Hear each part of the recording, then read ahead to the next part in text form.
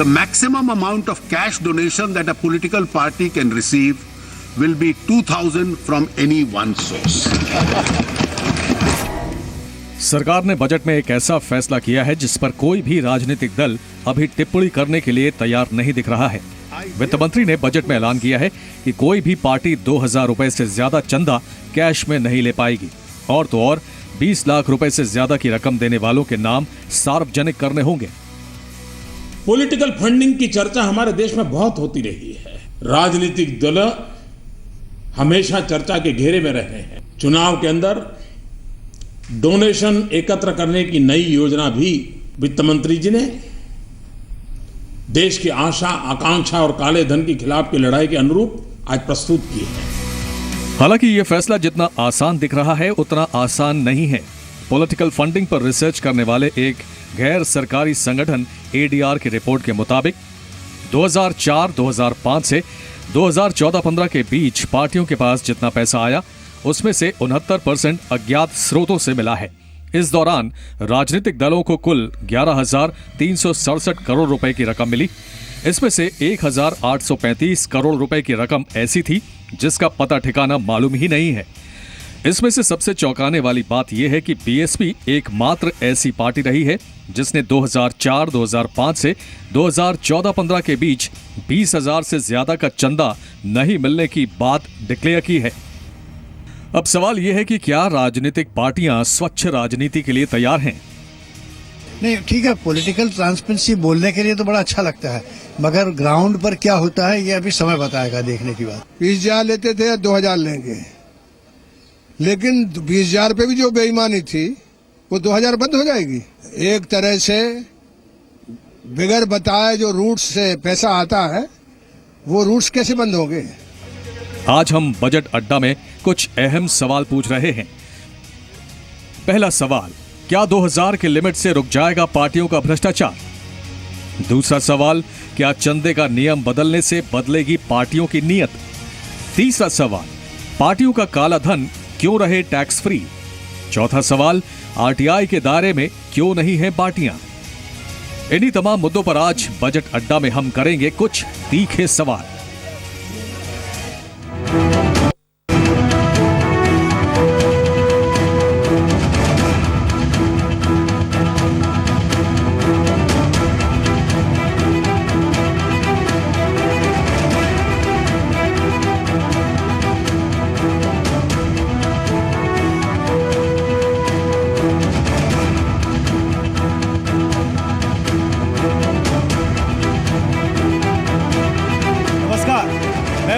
अग्रवाल और आप देख रहे हैं देश के दिल, दिल्ली के दिल से सीधे लाइव बजट अड्डा। और बजट अड्डा में आज हम बात कर रहे हैं राजनीतिक पार्टियों को मिलने वाले चंदे की, क्योंकि इस बजट में उस पर एक बहुत बड़ा फैसला किया गया है। इस बजट में उसके ऊपर एक बहुत बड़ा प्रावधान लाया गया है जो कहीं ना कहीं हमारे देश की राजनीति को और अच्छे तरफ लेते जाते हुए दिखती है। इसलिए आज हम बात कर रहे हैं कि क्या चंदे पर शिकंजा कसा गया है, उस चंदे पर जिसके बारे में आज तक किसी को पता नहीं होता था कि वो चंदा कौन दे रहा है, किसकी तरफ से दिया जा रहा है, और राजनीतिक पार्टियों को करोड़ों में वो चंदा मिलता था। तो क्या उस तरफ इस सरकार ने एक कदम बढ़ाया है उसको क्लीन करने का, उसको और अकाउंटेबल बनाने का? इस पर आज हम बात करने वाले हैं और इस पर केवल पॉलिटिकल पार्टीज का व्यू नहीं, एक्सपर्ट व्यू इस पर हम लेंगे। हम देश के जाने माने लोगों से इस पर बात करेंगे और क्योंकि इस वक्त हम देश के दिल में बैठे हैं तो हमारे साथ देश की जनता मौजूद है और इस जनता को भी अपनी इस डिबेट में, बजट अड्डा में हम शामिल करेंगे और इनके सवाल और इनके सुझावों को भी हम अपने इस डिबेट में लेंगे। लेकिन आइए जल्दी से आपको हम अपने पैनल से रूबरू करवा दें कि आखिर वो कौन से जाने माने चेहरे हैं जिनके साथ आज हम इस मुद्दे पर बात करने वाले हैं। मेरे साथ इस पैनल में शामिल हैं डॉक्टर SY कुरैशी, इस देश के पूर्व मुख्य चुनाव आयुक्त। सर, स्वागत है आपका। मेरे साथ इस पैनल में नरेंद्र तनेजा हैं, प्रवक्ता भारतीय जनता पार्टी। मेरे साथ इस पैनल में राजीव रंजन हैं, प्रवक्ता जनता दल यूनाइटेड। मेरे साथ पंखुड़ी पाठक हैं, प्रवक्ता समाजवादी पार्टी। और मेरे साथ आलोक मिश्रा हैं जो कांग्रेस के प्रवक्ता हैं। तो आप सभी लोगों का बहुत स्वागत है और आपका भी बहुत स्वागत है हमारे साथ जुड़ने के लिए। आपसे भी हम बात करेंगे, लेकिन सर कुरैशी साहब, सबसे पहले मैं आपके पास आऊंगा सर। और इससे पहले हमने तमाम बातें की और तमाम डिबेट्स की और उसमें आप कहते रहते हैं कि इलेक्शन कमीशन ने बड़ी अच्छी रिकमेंडेशन दी हैं और उनको सरकार को मानना चाहिए। तो सर अब तो खुश होंगे, सरकार ने मान ली बात। जी, सरकार ने ये कम से कम एक रिकमेंडेशन मानी, इसी से मैं बहुत खुश हूँ, क्योंकि सरकार से इलेक्शन कमीशन कितनी बार मांगे करता रहा, उसकी कभी किसी सरकार ने परवाह नहीं की। इलेक्शन कमीशन ने कहा कि 20,000 से 2,000 कर दो, उन्होंने मान लिया, ये बड़ी खुशी की बात है। और मुझे जो सबसे ज़्यादा खुशी है कि इस 20,000 2,000 के फिगर के पीछे जो लॉजिक यूज़ की फाइनेंस मिनिस्टर साहब ने, कि 70 साल से देश में जो पॉलिटिकल फंडिंग है उसकी में ट्रांसपेरेंसी नहीं है, पारदर्शिता नहीं है, कहाँ से आता है किधर जाता है पता ही नहीं लगता, उसके करने की ज़रूरत को उन्होंने माना। मैं समझता हूँ सबसे बड़ी इंपॉर्टेंट चीज़ ये है, और उसको सॉल्व करने की उन्होंने एक रिजॉल्व दिखाया, ये दूसरी उनकी अचीवमेंट है। लेकिन उस रिजॉल्व को अचीव करने में उस पर कदम उठाने में कितनी कामयाबी हुई, ये इस वक्त का विषय है। दो बातें उन्होंने कही जो इस सिलसिले में, कि एक तो 20,000 से जो कैश चंदे की लिमिट थी कि आप 20,000 तक कैश में दे सकते हैं, उसके ऊपर चेक में ही देना पड़ेगा। उसकी वजह से 70% तक, जैसे कि आपने देखा, पता ही नहीं लगता था कि जितना पैसा आया उसमें से 70% कहाँ से आया। ये क्राइम का पैसा हो सकता था, माफिया का हो सकता है, ड्रग्स का हो सकता है, किस चीज़ का हो सकता है, फॉरेन पैसा हो सकता था, इसलिए उसमें ट्रांसपेरेंसी की ज़रूरत को माना गया। इलेक्शन कमीशन ने डिमांड की थी कि 2,000 कर दी जाए, उसको मान लिया। उस पर मैंने उस वक्त भी लिखा था कि अच्छा है, चलो कुछ तो माना, लेकिन अगर ये 2,000 की लिमिट भी लॉजिक में ज़्यादा नहीं है। जनता से तो एक्सपेक्ट किया जाता है, रिक्शा वाले, सब्जी वाले और पनवाड़ी से, कि आप सारी ट्रांजैक्शन आप कैशलेस कीजिए, तो ये ट्रांजैक्शन भी आप कैशलेस करा दीजिए। नेताओं को तो लीडरशिप लेनी चाहिए इस चीज़ की। चलिए, बड़ी अच्छी बात कही और जनता को आपकी बात पसंद भी आई, इसलिए आपकी बातों पर उन्होंने तालियां भी बजाई। लेकिन नरेंद्र तनेजा, क्योंकि कहा यह जा रहा था कि सरकार आधा कार्यकाल पूरा कर चुकी है और सरकार के ऊपर बड़ा दबाव है कि आखिर कैसा बजट लाएं, और क्योंकि बजट से ठीक पहले डीमोनेटाइजेशन हुआ तो लोग पूछ रहे थे कि हमसे तो आपने बहुत सारी चीज़ें ले ली, लेकिन उन पॉलिटिकल पार्टीज़ का क्या। और एक बहस चल रही थी, जैसे कि पीएम भी कह रहे थे कि पॉलिटिकल पार्टीज़ अगर करते हैं तो बड़ा अच्छा होता है, और मुझे बड़े पसंद है चुनाव आयोग के सुझाव। तो क्या वो जो इरादा पीएम का था वो इस बजट में आप लेकर आए हैं, और वो जो 2,000 रुपये पे आपने 20,000 रुपये से 2,000 तक लिमिट की है, क्या आपको लगता है कि ये एक अच्छा कदम है, लेकिन इसके अलावा और भी कुछ किया जा सकता था जिससे ये पॉलिटिकल सिस्टम और क्लीन होता? देखिए, जो प्रधानमंत्री के निर्देश पे करा गया, वित्त मंत्री जी ने कल उसको अनाउंस किया, पूरी पार्टी उसके साथ है। पार्टी इसलिए साथ है कि देश का मूड जो है, हमारे जो साथी यहाँ बैठे, इनका मूड क्या है? इनका ये कि इन सबको इतनी मेहनत करनी पड़ती है अपना रोज़ाना की जो ज़िंदगी चलाने के लिए। अच्छा, और इनमें से ज़्यादातर हमारे देश में लोग जो हैं बिल्कुल ईमानदार हैं, साफ़ सुथरे हैं, हर तरह की पारदर्शिता है उनकी ज़िंदगी के अंदर। लेकिन ऐसा क्या होता है, कोई पार्टी अपने को कम्युनिस्ट बोलती है, लेकिन उनके अकाउंट में 700 करोड़ होते हैं, और उनके नेता जो हैं वो 5 सितारा होटलों में मिलते हैं, वो कम्युनिस्ट। ठीक उसी तरीके से ये देखा गया 80% जो है वो 20-20 हज़ार रुपए के नाम पे और वो इकट्ठा हो जाता है, और उसकी कई किसी तरह का आइडेंटिफाई नहीं किया जाता। हमारी पार्टी का स्टैंड बिल्कुल क्लियर है।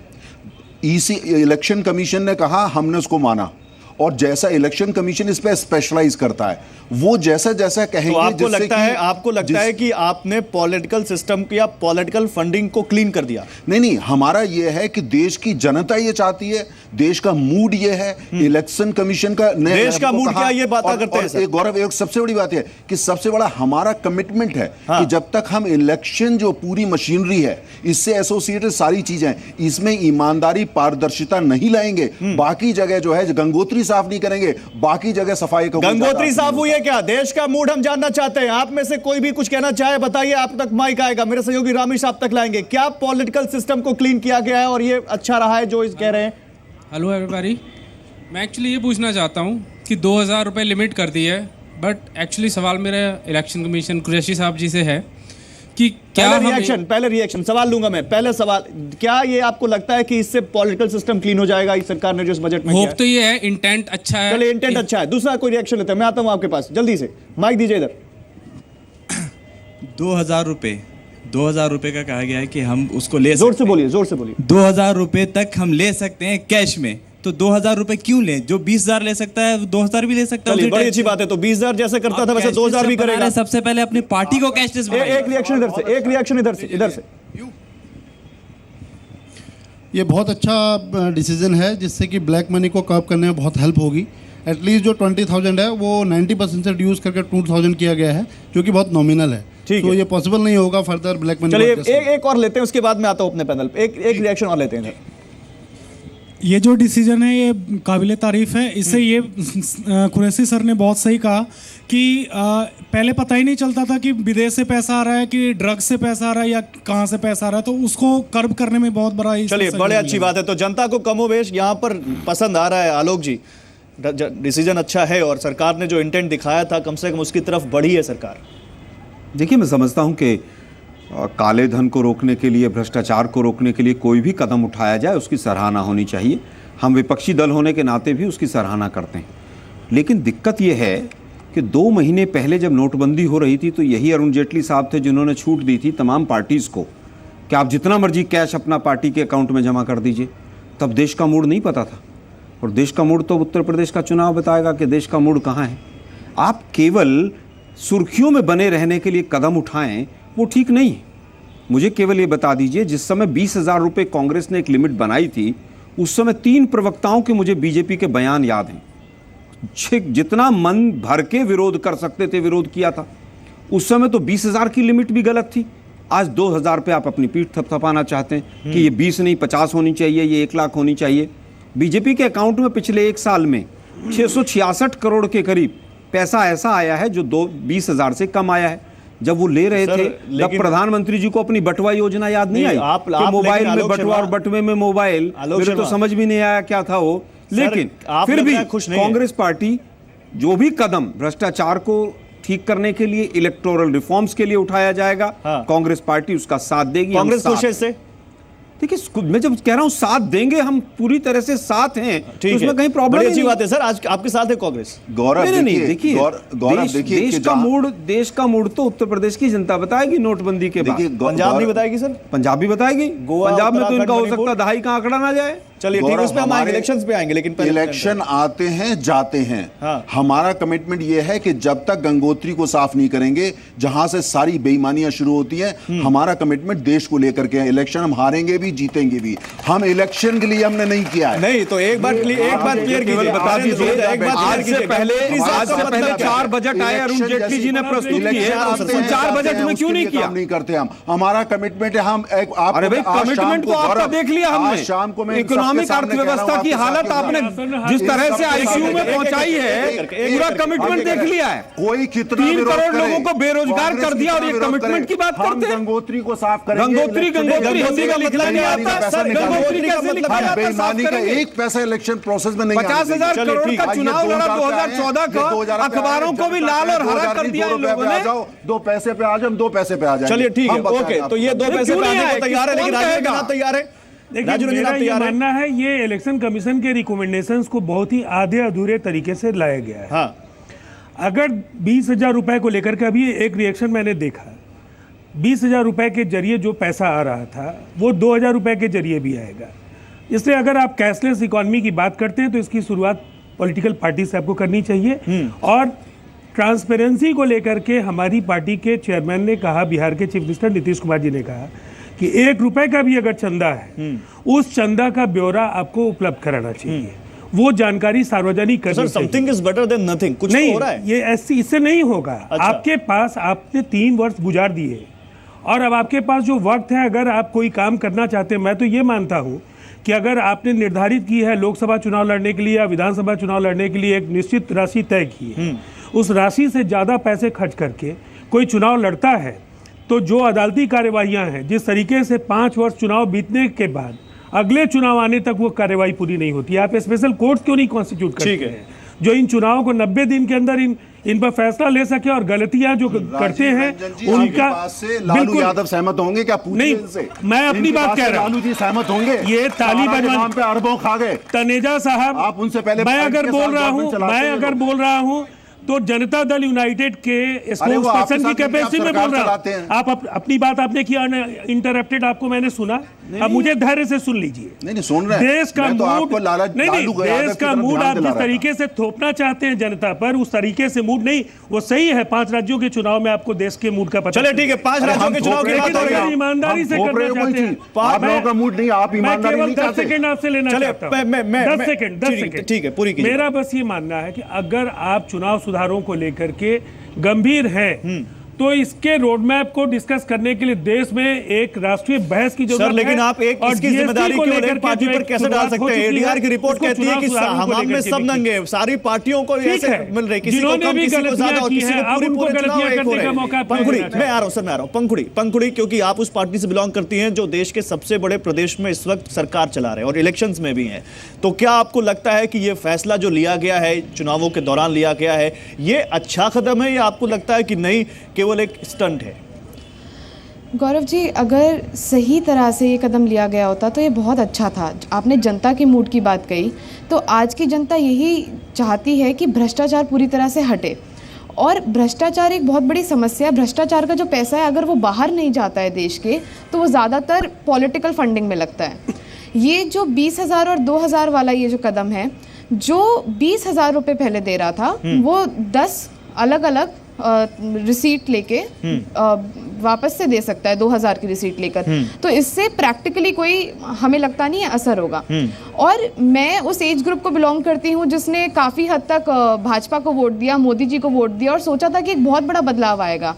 लेकिन अगर सही में मंशा होती बदलाव लाने की, तो ये सिर्फ दिखावे के बदलाव नहीं होते। सही में जो इलेक्शन कमीशन की रिकमेंडेशन है कि जो 6 नेशनल पार्टियां हैं उन्हें आरटीआई के तहत लाया जाए, तो उस पर कुछ क्यों नहीं हुआ? दूसरी बात ये है कि हम जनता से बोल रहे हैं। नहीं पंखुड़ी, मेरा एक सवाल है इस बीच, क्या आप तैयार हैं आपकी पार्टी को चाहे 2 रुपए कोई चंदा दे रहा हो, चाहे 2,000 दे रहा हो, चाहे 20,000 दे रहा हो, आप नाम सार्वजनिक करेंगे? बात सिर्फ इतनी है कि जो आपकी जो लड़ाई है वो फेयर होनी चाहिए, किसी को उसमें कम या ज्यादा फायदा नहीं होना चाहिए। अगर सब लोग ट्रांसपेरेंट तरह से चुनाव लड़ते हैं तो उसके लिए पूरी तरह से तैयार है। कोई यहाँ पर एग्जाम्पल सेट क्यों नहीं करता? भाजपा सबसे बड़ी इस समय पार्टी है, केंद्र में है, इतना बड़ा मैंडेट जनता ने उन्हें दिया। जनता ने मैंडेट क्यों दिया? उन्हें चलिए नरेंद्र तनेजा, आपको एग्जाम्पल भी सेट करना चाहिए क्योंकि जिम्मेदारी आपकी बड़ी है। आप क्यों नियमों में जा रहे हैं?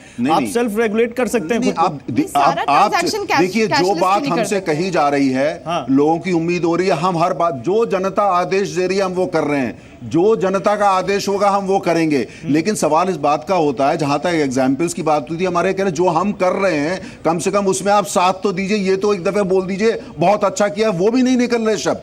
अच्छा, और दूसरों से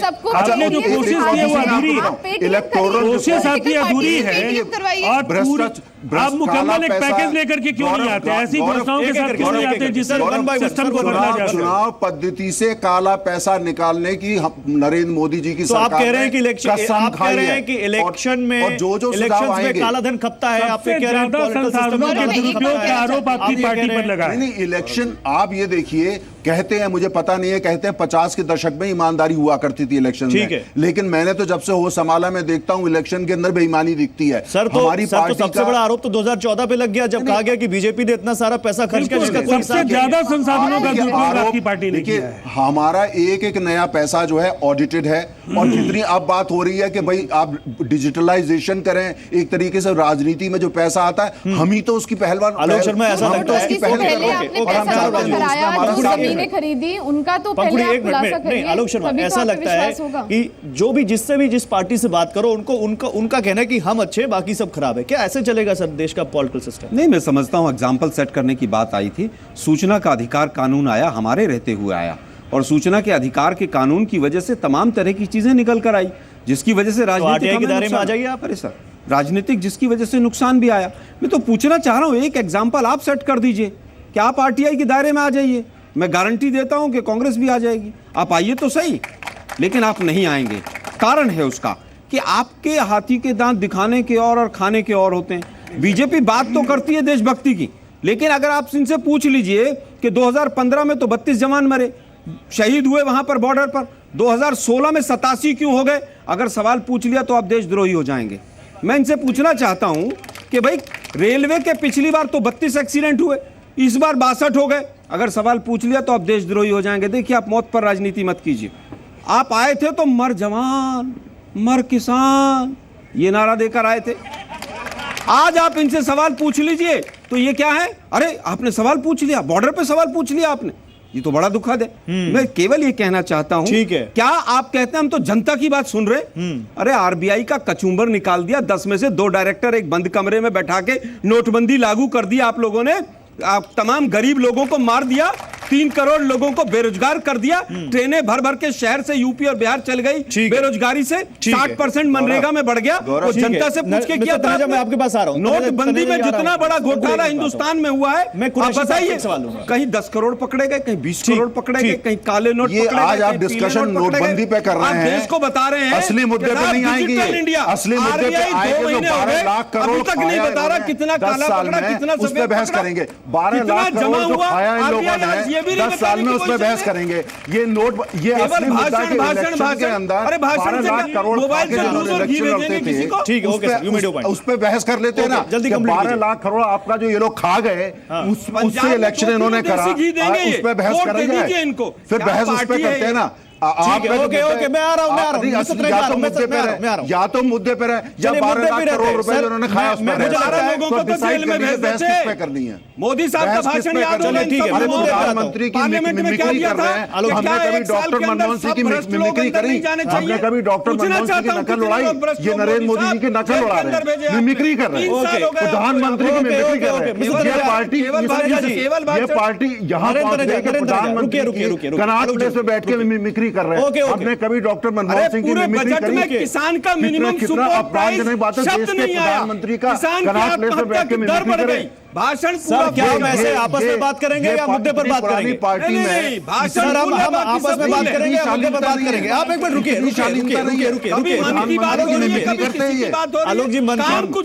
आलोक जी, रुकिए। सर, मैं आपके पास आता हूं, मेरे पास एक डेटा है और मैं आप लोगों के पास तुरंत इसके बाद आऊंगा। मेरे पास एक डाटा है, राजनीतिक पार्टियों को तो इनकम टैक्स से छूट है, और अगर मेरी कमाई 2.5 लाख से ऊपर, और टेक्निकली देखें तो इस बजट के लागू होने के बाद 3 लाख के ऊपर होगी, मुझे तुरंत टैक्स देना पड़ जाएगा। राजनीतिक पार्टियों को करोड़ों रुपए मिलते हैं, उनको कोई इनकम टैक्स नहीं देना पड़ता, ठीक है। दूसरा, 20,000 वाला जो अमाउंट है वो 2,000 कर दिया गया। लेकिन एक डेटा ये बताता है कि 1900 में से 400 पार्टियां हमारे देश में लगभग पूरी तरह फर्जी हैं। और ये पार्टियां क्यों बनाई गई, इस पे बहुत सारे लोग कहते हैं कि इसमें ब्लैक मनी खपाई जाती है, क्योंकि उनको इनकम टैक्स नहीं देना पड़ता, क्योंकि उनको सोर्स नहीं देना पड़ता। तो क्या वाकई केवल इस नियम से इस बीमारी का इलाज हो जाएगा, या आपको लगता है कि ये नियम है ठीक है, लेकिन और कुछ ले आ सकते तो ज्यादा वाहवाही होती? सबसे पहले तो गौरव जी, मैं आपका शुक्रिया करूंगा और तारीफ करूंगा कि आपने इन दोनों लीडर्स को इतने ऑपोजिट एंड पर बिठाया है। पास बिठाते तो मुश्किल हो जाती। और दूसरे में ही कहना चाहूँगा कि सर, वो प्यार है जी, तकरार नहीं है। दूसरे ये कि जो मैंने पहले भी कहा कि फाइनेंस मिनिस्टर साहब की स्पीच में इस बात का इतराफ़ कि 70 साल से ट्रांसपेरेंसी नहीं है, और उन्होंने ये कहा कि फ्री एंड फेयर इलेक्शंस के लिए ट्रांसपेरेंसी और पॉलिटिकल फंडिंग ज़रूरी है। ये इतराफ़ बहुत अच्छी बात है। आपने तनेजा साहब ने कहा कि गंगोत्री के को साफ़ करने की ज़रूरत है, ये कहा ना आपने, मैं इनसे 100% इत्तेफाक करता हूँ। और इसके बाद सजेशन देता हूँ, इलेक्शन कमीशन ने जो सुझाव इतने दिन से 20 साल से दे रखे हैं, प्लीज़ उनको खोल के देख लीजिए और उन पर अमल कर लीजिए। गंगोत्री साफ हो जाएगी। ठीक है, चलिए। मैं इस बीच मेरे पॉलिटिकल पार्टी वाला हिसाब रह गया। ये कहना कि सारी फर्जी हैं, ये गलत है। सारी नहीं सर, नहीं 1900 में से 400 का डेटा है। देखो 1900 में से 400 सवा 400 ऐसी हैं जो पिछले इलेक्शन लड़ा, एक्टिव है, लेकिन सारी फर्जी नहीं। कुछ फर्जी जरूर हैं जो सिर्फ मनी लॉन्ड्रिंग के लिए, कुछ ऐसी है कि कभी बनी थी, उनके लीडर मर गए, इंटरेस्ट खत्म हो गया, ठीक है, पार्टियां बंद हो गई, तो इसका मतलब नहीं उनको रजिस्टर डी रजिस्टर कर देना चाहिए। चलिए इसको भी शामिल करते हैं। मैं आ रहा हूं आपके पास, लेकिन इस बीच मेरे साथ major general retired Anil Verma साहब हैं, हेड हैं ADR के, एसोसिएशन फॉर डेमोक्रेटिक रिसर्च, जो देश के पॉलिटिकल सिस्टम को बहुत अच्छे तरीके से, इलेक्शंस को बहुत अच्छे तरीके से पढ़ते हैं, समझते हैं, रिसर्च करते हैं और उन पर फिर अपनी रिपोर्ट्स देते हैं ये बताने के लिए। और जो फंडिंग की बात कर रहे हैं उसमें बहुत बड़ा हाथ इनके NGO का है। तो सर, आपका स्वागत है बजट अड्डा पर। और आज हम बात कर रहे हैं बजट में जो 20,000 का क्लॉज 2,000 तक लाया गया, 20,000 रुपए की लिमिट को, कि 2,000 रुपए से ऊपर उनको सोर्स बताना पड़ेगा या नहीं ले सकते वो कैश में चंदा। आपको लगता है सर कि जिस बात को आप हमेशा से उठा रहे थे और जिस बात की तरफ आप इशारा कर रहे थे कि सिस्टम क्लीन करना है, तो फंडिंग पर भी आपको चोट करनी पड़ेगी, वो एक इस तरफ हम गए हैं? देखिए, जो इलेक्टोरल रिफॉर्म्स की बात है, इस चीज़ का मैं सराहना करता हूं कि ये पहली बारी बजट में इसके बारे में बातचीत की गई है। लेकिन ये एक, जिसको अंग्रेज़ी में कहते हैं, बेबी स्टेप है। और जो इलेक्शन कमीशन के रिफॉर्म्स की रिकमेंडेशंस हैं, जो लॉ कमीशन के रिफॉर्म्स की रिकमेंडेशंस हैं, उनके ऊपर अमल नहीं किया गया है। ये सिर्फ थोड़ा सा ये डिजिटल नहीं, तो फिर आप फिर यही बताइए कि ये दिखावा है कि इंटेंट सही, केवल इंटेंट है और वो कुछ हुआ नहीं। मैं बताता हूँ, इंटेंट हो सकता है सही हो, लेकिन अगर बारीकी से उसको हम एग्जामिन करें तो एडीआर हमेशा ये बोला है कि इसमें पारदर्शिता होनी चाहिए जो पॉलिटिकल पार्टी के फाइनेंसेस हैं। लेकिन ये जो स्टेप्स उठाए गए हैं उससे पारदर्शिता हमें तो नहीं लगती आएगी। और जो स्टेटमेंट्स फाइनेंस मिनिस्टर ने दिए हैं पार्लियामेंट में, उससे जैसे इनकम टैक्स के बारे में बोला है, वो प्रावधान तो ऑलरेडी है। पहले लोग 20,000 से ऊपर की वो करने के लिए था, वो अभी भी है। तो ये अभी तक नहीं क्लियरली बोला गया है कि 2,000 से ऊपर की जितनी भी धनराशि मिलेगी उसकी पूरी डिटेल्स पब्लिक डोमेन में दी जाएंगी। ये क्लियरली कहीं पर नहीं बताया गया। तो ये हमारे को इस पर डाउट है। और जहाँ तक रह गई क्या कहते हैं इसकी बात, एक और जो प्रावधान उन्होंने इसमें बताया है, तो उससे भी कई चीज़ें ऑलरेडी एग्जिस्टिंग हैं। लेकिन पारदर्शिता वाली बात जो थी कि जनता को पता होना चाहिए पैसा कहाँ से आ रहा है। हाँ, इलेक्ट्रो ये जो बॉन्ड्स की बात करी है अभी, उसमें बड़ा क्लियरली फाइनेंस बिल में जो डिटेल्स हैं उसमें ये लिखा गया है कि वो कौन डोनेशन दे रहा है उसके बारे में जानकारी देना जरूरी नहीं है और उनको इनकम टैक्स की छूट मिलेगी। मतलब ये भी तो एक तरफ से फिर घुमा के उसी तरफ आ गया। इलेक्टोरल ट्रस्ट तो ऑलरेडी एग्जिस्ट कर रहे हैं। उसमें जो डोनेशन देते हैं चेक से, बैंक ड्राफ्ट से, जो भी 10,000 से ऊपर का अमाउंट होता है उसकी पूरी डिटेल्स होती हैं। तो फिर नया क्या है? नया क्या? ठीक है, ओके सर, मैं आता हूँ आपके पास, लेकिन मैं अब देश की जनता के पास जाऊंगा। और सुनिए, क्या आपसे मैं आपको क्या बताते हुए आना चाहता हूँ, ये सुनिए। जैसे मैंने कहा कि हम 3 लाख के ऊपर जाएंगे तो इनकम टैक्स देना पड़ेगा, यानी आपको भी देना पड़ेगा, लेकिन पॉलिटिकल पार्टीज को नहीं देना पड़ेगा। एक पॉइंट, क्या देना चाहिए इनकम टैक्स या नहीं, ये। दूसरा सवाल कि अगर हम तमाम पार्टियों को देखें तो कम या ज्यादा सबका 50-60% अननोन सोर्स से फंडिंग है। ये अननोन सोर्स होता क्या है भाई? हमें क्यों नहीं जानने का हक है कि बीजेपी को, कांग्रेस को किसने फंड दिया है? बताइए, आपकी क्या राय है इस पर? माइक दीजिए प्लीज, माइक दीजिए। Good evening everyone. जी सर, मेरा सवाल कांग्रेस पार्टी के मिस्टर आलोक शर्मा जी से है। सर, हम ये जानना चाहते हैं कि जैसे आप और आपकी पार्टी और राहुल जी कहते हैं कि डीमोनेटाइजेशन एक बहुत बड़ा स्कैम है, तो सर आप इसको प्रूव कीजिए जिस तरह से आपके स्कैम को, आपके 2G और कोयला के स्कैम को बीजेपी ने प्रूव किया था। नहीं, बीजेपी ने प्रूव नहीं किया था इसको, ये कोर्ट में केस चल रहा है। मैं उत्तर देना चाहूंगा, बहुत भारी सवाल पूछा है। 2G CAG ने निकाला। हम जानना चाहते हैं बीजेपी ने हमारे ऊपर आरोप लगाया, कितना धन रिकवर हुआ जरा बता देंगे? 1 रुपया नहीं रिकवर हुआ। कांग्रेस का कौन सा लीडर अंदर गया जरा बता देंगे? एक लीडर कांग्रेस का अंदर नहीं गया। हमारी अलायंस पार्टनर थी DMK, उनके लीडर को किसने भेजा कांग्रेस के टाइम में? पिछले 3 साल में 12 लाख करोड़ करके जुमले छोड़ दिए। 12 लोगों को तो अंदर भेज देते, हमें भी खुशी होती, आप लोगों को भी खुशी होती। दूसरी चीज, डिमोनेटाइजेशन में बीजेपी के तमाम आंकड़े उठाकर देखिए कितनी जमीनें खरीदी। जैसे वो कह रहे हैं कि बीजेपी ने प्रूव कर दिया, वैसे बीजेपी भेजेगी थोड़ी ना। बीजेपी ने कोई प्रूव नहीं किया, मुझे बता तो दीजिए। ठीक है, आज ही निर्णय आया है 2G पर। ठीक है, एक व्यक्ति जो उस समय पर मिनिस्टर था उसको क्लीन चिट मिली है। किसका शासन है? बीजेपी का, झूठों का शासन है। चलिए उसको अंदर किया। ठीक है, आज ही का निर्णय है। Okay, you made your point. Mic दीजिए, आप कुछ कहना चाह रहे हैं, बोलिए। सर, हमारे खड़े होइए, बोलिए, जोर से बोलिए। सर, हमारे देश को आज़ाद हुए 70 साल हो गए, लेकिन आज तक जितने भी प्रधानमंत्री बने, चाहे वो जनता पार्टी के हो, चाहे कांग्रेस के हो, चाहे बीजेपी के नरेंद्र मोदी हो, ये लोग भिखमंगे जैसे क्यों ट्रीट करते हैं? आराम से। नहीं, आपकी आपत्ति है मुझे इस शब्द पे, प्लीज ऐसा शब्द यूज मत कीजिए। हाँ सर, क्योंकि सुन लीजिए क्यों, हम किसी भी अपने किसी सम्मानित PM के लिए ये शब्द नहीं यूज करेंगे। माइक दीजिए, माइक दीजिए। सुन लीजिए बात। नहीं, आपको सॉरी कहना चाहिए, आपने गलत शब्द यूज किया है, आपने गलत शब्द यूज किया। राजीव गांधी ने सुपर कंप्यूटर मांगा अमेरिका से, नहीं, क्या वो यहाँ नहीं बन सकता था? शब्द आपके गलत है, आपकी भावना अलग है। ठीक है, दूसरे भाई है, दूसरे क्रायोजेनिक इंजन मांगा गया, आपने सवाल ले लिया। वो भी मांगा गया दूसरे से। सवाल ले लिया सर। हमारे नरेंद्र मोदी राफेल का सौदा करते हैं दूसरे देश से, क्या माइक दीजिए? ये जितने। ओके, आलोक शर्मा आप जवाब दीजिए। देखिए, मैं समझता हूं ये युवा हैं, नहीं ये युवा हैं, इनका सवाल हम सकारात्मक रूप में लेते हैं। जिस समय 200 साल के बाद हम आजाद हुए तो सुई नहीं बनती थी, आज हमने मंगलयान तक बनाया है, तो हमें अपना युवाओं को खास तौर पर एक पॉजिटिव एटीट्यूड रखना चाहिए। ठीक है, क्रायोजेनिक इंजन भी बन रहा है, परम 10,000 सुपर कंप्यूटर भी राजीव जी के समय में बना, और आगे भी कोई जरूरत होगी, आगे बढ़ते हैं, बीजेपी की सरकार रहे चाहे कांग्रेस की, आगे बढ़ते हैं। हमारे आप सबसे इंजीनियर एक आगे अपील है कि बढ़ेंगे। कृपया हम अगर बैठे हैं संसद के पास तो संसदीय भाषा का भी यूज करें, क्योंकि कोई भी पार्टी हो, कांग्रेस, बीजेपी या किसी के सबके लिए यहाँ पर है। सर मैं आता हूँ आपके, एक सवाल लेके बोलो, जल्दी बोलो। सर मेरा नाम कुलदीप रियाड है, मैं राजस्थान से हूँ। सर मैं पूछना चाहूँगा कि मैं सर हमारा एक संस्थान है राजस्थान में, अभिनव राजस्थान और टीम प्रदीप कस्बा JNU।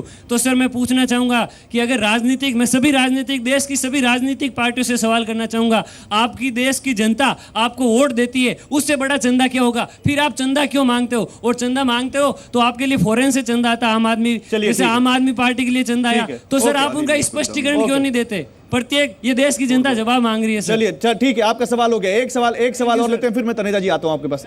इधर माइक दीजिए, इधर माइक दीजिए। हम लोग भी हैं, मैं आ रहा हूं सर आपके पास। सर ये सवाल है कि 10 साल हो गए RTI लागू हुए, फिर भी अभी तक पॉलिटिकल फंडिंग को इसके अंतर्गत क्यों नहीं? चलिए ये बढ़िया सवाल है, मैं दूसरे सवाल भी लूंगा, लेकिन राजीव रंजन साहब, मैं तनेजा जी आ रहा हूँ। RTI के दायरे में क्यों नहीं आते आप लोग? हम लोगों को कोई एतराज नहीं है। अगर हम लोगों ने कहा कि एक दानदाता अगर 1 रुपए का भी है तो उसका ब्यौरा सार्वजनिक करने के पक्ष में हम लोग हैं, तो निश्चित तौर पर देश की 2 बड़ी पार्टियां यहाँ बैठी हैं। सब कह रहे हैं हमें कोई एतराज नहीं, लेकिन करती कोई पार्टी नहीं है सर। आपके सहयोग से भी केंद्र में पार्टियां रही हैं, इनके सहयोग से भी केंद्र में पार्टियां रही हैं। अभी जो गैर जरूरी जो बहुत सारी बातें हुई, उसके साथ कुछ जरूरी बातें भी हो जाएं। हाँ। हमारा ये कहना है कि 2 बड़ी पार्टियां आज यहाँ है जिनके पास 50% वोट शेयर है इस देश का। ये दोनों ऐलान करें और एक तमाम पॉलिटिकल पार्टीज को एक साथ बिठाएं, और RTI के सवाल पर अगर दोनों बड़ी पार्टियां अगर पहल करती हैं, तो हम लोग उनके साथ। पंखुड़ी आप भी तैयार हैं, जैसा राजीव जी कह रहे हैं कि RTI के दायरे में आएंगे? बिल्कुल एकदम गौरव, मैं ये कहना चाहूँगी कि अगर आप अरुण जेटली जी की स्पीच सुनेंगे तो ऐसा लगेगा कि पहली बार ऐसा हो रहा है कि आप चेक से या डिजिटली पैसे दे सकते हैं, लेकिन ये प्रावधान तो पहले से था। अगर सरकार इस बारे में सीरियस है कि ट्रांसपेरेंसी होनी चाहिए तो आप सारी फंडिंग डिजिटल करा दीजिए ना।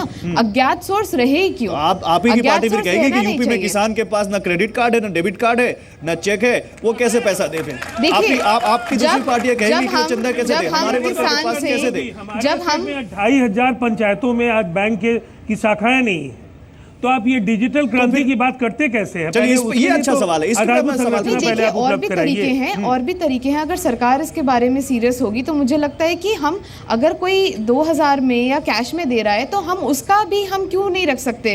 हम उसका भी अकाउंटेबल, हम उसको भी रख सकते हैं ना, हम उसकी डिटेल्स भी रख सकते हैं। ठीक है। तो ये जो है कि अज्ञात सोर्स, ये अज्ञात हटना चाहिए। जो भी आदमी पैसा दे रहा है उसका एक रिकॉर्ड होना चाहिए कि इसने पैसा दिया है, चाहे 500 रुपए क्यों ना दिए। सर तनेजा जी, 2013-14 की ADR रिपोर्ट है, और मैं सारी पार्टियों को शामिल करता हूं क्योंकि मेरा सवाल आपसे, मैं इसलिए बीजेपी से जुड़ा सवाल पूछूंगा। सर 68% पैसा अननोन सोर्सेज से आया है 2013-14 में, ADR की रिपोर्ट है। सर अननोन सोर्सेज क्या होते हैं? सर कौन पैसा दे रहा है, हम क्यों ना जाने? अननोन, देखिए वो जो आपने देखा होगा जो कैश पैसा आ रहा है 20,000 या 15,000 जो आ रहा है, उसको जो उसमें कैटेगरी में डाला जाता है उसे अननोन कहा जाता है। पार्टी को तो पता है कहाँ से, और जो ऑडिट होता है सब पता होता है वहाँ पे। देखिए गौरव, मैं एक बात याद करूँ कि तमाम साथी युवा हैं और कुछ मैं लोगों को देखिए, हम लोगों को बहुत ज़रूरी है हम राजनीति करें और एक दूसरे के ऊपर आरोप और प्रत्यारोप करें, लेकिन ये साथ में ज़रूरी है ये समझें कि देश पहले है। मैं बीजेपी का प्रवक्ता हूँ और लेकिन मैं देश के इतिहास को जानता हूं। अगर कोई ये कहता है कि सन 47 से लेकर के किसी ने कोई काम नहीं किया और देश आज जहां खड़ा है अपने आप हो गया, नहीं, सबने काम किया है। कांग्रेस ने बहुत काम किया, बिल्कुल किया है। आलोक शर्मा इसको मना करना गलत होगा। अगर ये तो मैं गंभीर व्यक्ति नहीं हूं, मैं सबसे पहले देश आता है। कभी ऐसी भाषा का प्रयोग किसी के लिए भी ना करें, चाहे वो कोई भी हो। अच्छा, दूसरी बात, जहां तक आपने जो बात करी, मेरा ये कहना है कि हमको अगर गहराई तक सोच, अगर मान लिया आप RTI लेके पार्टी के लिए आ जाते हैं, लेकिन जो लाखों करोड़ों पॉलिटिशियंस हैं उनको RTI भी नहीं लाते, तो उस RTI के करेंगे क्या? तो सवाल इस बात का होता है, क्या RTI के अंदर हर पॉलिटिशियन भी, एक सेकंड, हर पॉलिटिशियन क्या उसमें आएगा? हर पॉलिटिकल पार्टी आएगी? देखिए कुल मिलाकर के हमको फिर धीरे धीरे आ जाएगा। सर इसलिए आपकी बात मानने का मन नहीं करता। सर मैं आपके पास आ रहा हूं, इसलिए आपकी बात मानने का मन नहीं करता क्योंकि 2.5 साल से सर आप हैं सत्ता में, आप कर सकते हैं। क्यों लिए जा रहे हैं? मेरा पॉइंट दूसरा है। मेरा ये कहना है कि कुल मिलाकर के जितने भी हम लोग यहां बैठे हैं, सारी राजनीतिक दलों को यह पक्का करना है कि देश की जनता को ये यकीन हो कि जो राजनीति है, राजनीतिक दल है, ये लोग ईमानदार हैं। आप क्यों नहीं कर रहे? और आप क्यों नहीं कर रहे? आपके पास सरकार है, आपके पास हथियार है, आपके पास पावर है, आप क्यों नहीं कर रहे? गौरव, ये वाली बात हुई कि आपने एक बाल्टी, आपने कहा एक बाल्टी पानी पी के दिखाओ, हमने 2 बाल्टी पानी पी लिया, आपके आप 10 दिखाओ पहले। अरे यार, सबको मिलके साथ काम करना पड़ेगा। सवाल इस बात का है कि सबको मिलके सबको अच्छा जो मांग रहे, इलेक्शन कमीशन ने कहा 20 से 2000 की बात हो गई, मांग हो रही है साहब सारा कुछ जो है डिजिटल कर दो। अगर जैसे जैसे बात आएगी सब मिलके करते हैं तो उसमें आगे करा जाएगा। आलोक शर्मा 10 बाल्टी पानी पीने के लिए तैयार है, वो तो तैयार नहीं, वो कह रहे हैं मेरे यहाँ तो पेट में 10 बाल्टी की जगह नहीं है, क्योंकि तो कुछ भी बोल देते हैं बीजेपी वाले। तो 10 बाल्टी पानी कोई पी सकता, कोई नहीं पी सकता। खैर, मुद्दे पर आते हैं। देखिए, 2-3 चीजें यहाँ पर आई हैं। सबसे पहले तो मैं धन्यवाद देना चाहूंगा बीजेपी के अपने साथी का कि इनको आज ब्रह्म ज्ञान प्राप्त हुआ कि कांग्रेस ने भी काम किया है। नहीं तो आज तक पहले प्रधानमंत्री मोदी जी सुन नहीं पाते, और पहले प्रधानमंत्री ने काम किया ना, उससे पहले काम हुआ ना उसके बाद काम हुआ। लाल किले से ब्रह्म ज्ञान के लिए धन्यवाद योगदान रहा है। गौरव बताइए, आपको याद है प्रधानमंत्री ने लाल किले से मैं समझता हूँ, मैंने तो धन्यवाद ही किया है। धन्यवाद में क्यों आप नाराज हो रहे हैं? लेकिन हमने जितना काम किया उतना बखान नहीं कर पाए, हम उतना एडवर्टाइजमेंट पे ध्यान नहीं दे पाए, नहीं कर पाए। आप ये कह रहे हैं 992 करोड़ रुपए हम एक साल में अपने एडवर्टाइजमेंट पे केंद्र सरकार के तौर पे खर्च नहीं कर पाए, मोदी जी कर पाए। खा गए ना सारा। मन की बात, पता नहीं कौन कौन सी बातें, तमाम बातें हुई। काम पहले की सरकारों ने भी किया, काम अटल जी की सरकार ने किया, काम आज भी हो रहा है। लेकिन आज काम ऐसा हो रहा है कि रुपया जो हमने 57 रुपए पे छोड़ा था डॉलर, वो 69 पे पहुंच गया। आते आते आज काम हो रहा है कि जॉब जो इन्होंने कहा 2 करोड़ जॉब मिलेंगे, वो 1.5 भी नहीं मिले। काम हो रहा है आज बहुत। किसान का सुसाइड रेट बढ़ गया, काम हो रहा है बहुत। रेल का जो पूरा बजट में खाका था, वो एक पैराग्राफ नहीं मिला उसको। रेलवे बजट एक पैराग्राफ अपना स्थान उत्तर बजट में नहीं मिला पाया। 27 साल काम नहीं हुआ, कौमी से जाके हाथ मिला दिए। इनकी बात का कौन भरोसा करेगा? उत्तर प्रदेश में 27 साल नहीं हुआ और वहीं जाकर के उनके कैरियर पर बैठ गए। इन लोगों को कौन भरोसा करेगा? जिस पीडीपी ने कश्मीरी पंडितों को वहां पर नरसंहार करके भगाया और इन्होंने 70 साल तक कश्मीरी पंडितों पर वोट मांगी, उसके साथ जाकर सर मुझे तो लगता है इलेक्शन कैंपेन में भी आप कहीं ना कहीं नियम आने चाहिए। इन्होंने पीडीपी के 27 साल हमसे कह रहे हैं कि और हाथ मिला लिया। ओके, मुद्दे की बात यह है कि बजट का समय, आप बताइए किसान का सुसाइड रेट क्यों बढ़ गया? Make in India, stand up India, startup India, let up India, पता नहीं कौन से इंडिया शुरू कर दिया आपने। उसके बावजूद क्या हुआ? रुपया गिर गया, एक्सपोर्ट गिर गया, इंडस्ट्री गिर गई, एग्रीकल्चर का प्रोडक्शन गिर गया, कांग्रेस गिर गई, सब कुछ कैसे गिर गया? 44 पर पहुंच गई कांग्रेस। 44 पर पहुंच गई। ऐसे रहेंगे तो 4 हो जाएगी। कांग्रेस प्रवक्ता को मुद्दों पर बात करनी चाहिए। कांग्रेस एक विचारधारा है, कभी नहीं गिरेगी। लेकिन आप लोग गांधी जी को जरूर हटा देंगे वहां से, गांधी जी को जरूर। हम मुद्दे पर आते हैं, हम मुद्दे पर आते हैं और मैं आ रहा हूं सर आपके पास। लेकिन एक छोटा सा कमेंट सर से ले लूं। सर मुझे तो लगता है इलेक्शन कैंपेन पर भी आप कई नियम तय होने चाहिए। आप कहते हैं कि इन्होंने लूटा और फिर आप उन्हीं के साथ गठबंधन कर लेते हो। मैं सारी पार्टियों को शामिल करता हूं इसमें, चाहे ये हो चाहे वो हो। तो सर फिर आपकी बात पर जनता कहां भरोसा करेगी? जम्मू कश्मीर देख लें या यूपी देख लें, जहां 27 साल यूपी बेहाल था और अब उसी में से 27 साल में से एक पार्टी के साथ गठबंधन हो गया। देखिए, जो हमारा आज का मुद्दा था, अगर हम उसी पे और उसके इर्द गिर्द घूमे तो ज्यादा अच्छा सर पॉलिटिकल सिस्टम अनलिमिटेड। मैं उसी की बात बता रहा हूँ कि देखिए, इलेक्शन में जो करप्शन है वो पूरे देश के करप्शन की जड़ है, फसाद की जड़। क्यों? क्योंकि जब आप करोड़ों रुपए खर्च करते हैं तो करोड़ों रुपए जमा करते हैं, कैसे जमा करते हैं सबको मालूम है, और वो किसी को पता ही नहीं लगता। अब जब जो आदमी 20 करोड़ खर्च करके आता है तो पहले दिन अपने अफसर को बुला के कि भैया मैंने लौटाना है, ला मेरे लिए चंदा हफ्ता इकट्ठा करना शुरू करो। अब जब पॉलिटिशियन और ब्यूरोक्रेसी में हाथ मिल जाए तो उसको फिर करना बड़ा मुश्किल होता है। मैं एक सोल्यूशन जो देना चाहता हूँ कि सारे बहस की बात ही खत्म हो जाए, private collection of fund totally ban कर दीजिए और इसको state funding of political parties कीजिए, नॉट ऑफ इलेक्शन। इलेक्शन को मॉनिटर करना बड़ा मुश्किल काम है, पॉलिटिकल पार्टी को मॉनिटर करना आसान है। कि हर एक वोट के पीछे, मैंने हिसाब लगा के बताया था, हर एक वोट के पीछे 100 रुपए ले लीजिए। 55 पॉलिटिकल पार्टी सरकार से ले लेगी। अच्छा, 55 करोड़ वोट पड़े थे पिछले इलेक्शन में, 100 रुपए के हिसाब से 5500 करोड़ रुपए आप लोगों ने अर्न कर लिए। सारी पार्टी में हम बांटने को तैयार हैं। और इन्होंने, क्या ये काफ़ी होंगे? यस, काफ़ी होंगे, क्योंकि इन्होंने सारी पार्टी ने 5 साल का जो अपने चंदा दिखाया है वो 4000 करोड़ है। ठीक है, हम 5000 करोड़ देने की बात फिजिबल है, लेकिन जब चंदा जब सरकार उनको देगी तो फिर प्राइवेट फंडिंग टोटली बैन हो जाएगी। ठीक है सर, क्या ये पॉलिटिकल पार्टियों के लिए फिजिबल है और क्या वो मानेंगे जो सुझाव कुरैशी साहब दे रहे हैं? नहीं, इसके ऊपर डिबेट की ज़रूरत है, क्योंकि जो कुरैशी साहब तो हमेशा इस चीज़ को करते हैं प्रोजेक्ट, और इसी तरीके के और बहुत से साधन हैं जिस प्रकार से वो किया जा सकता है। लेकिन मैं बार उसी पे आता हूं। एक सवाल यही आता है सर कि आप जो कह रहे हैं, आपकी बात से एक सवाल यही आता है कि करना चाहते तो बहुत कुछ कर सकते थे, किया किसी ने कुछ नहीं, बातें बहुत बड़ी बड़ी हमने किया तो है। मैं आ रहा हूं सर, मैं शुरुआत तो करी है। सवाल उठा एक मिनट मैं थोड़ा सा बोल लूं। पहले कोई चुनाव सुधार नहीं हुए हैं सर, बोलिए।